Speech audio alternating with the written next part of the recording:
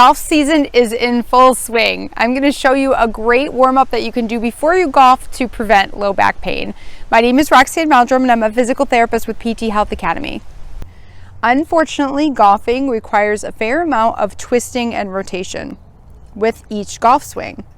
So I treat many patients whose low back pain is specifically aggravated by golf. When I treat these patients, we work really hard on increasing the mobility in the hips and the upper back area.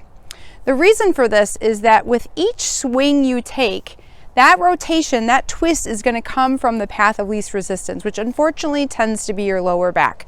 So most of the twist will come from there, especially if you have tight hips and a tight upper back.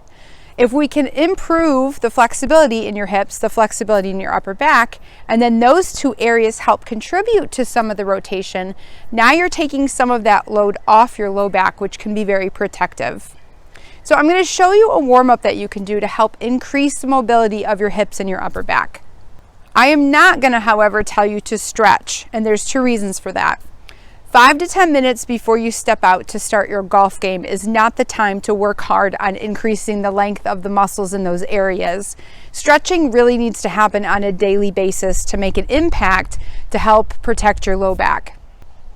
Also, research shows us that when we stretch muscles, we create a temporary weakness in those muscles, and that's not what you want to have starting out when you go to swing as well.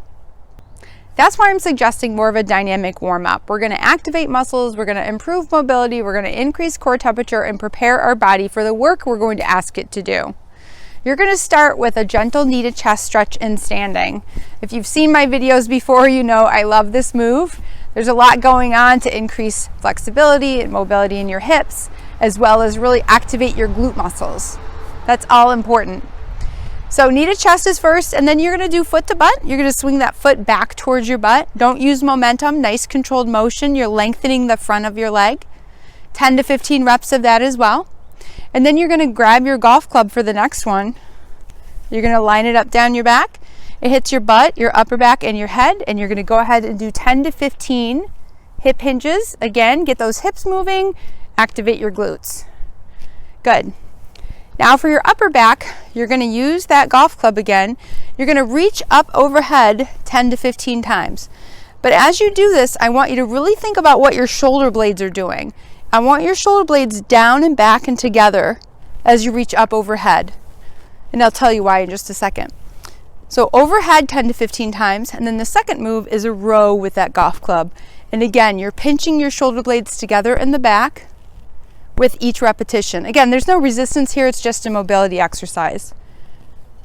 So when you work to pinch your shoulder blades together or back and down with those two moves, the shoulder blades coming together actually act as a mobilizing force on your upper back, pushing it forward and helping get that whole area moving. So it's really important that every repetition you think about what your shoulder blades are doing.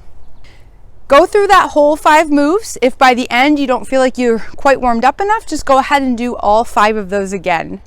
By warming up in this way, you're helping to increase mobility in your hips and your upper back so that some of that rotation can come from those areas with each swing. If you found this tip helpful, please like and subscribe. Thank you so much for listening.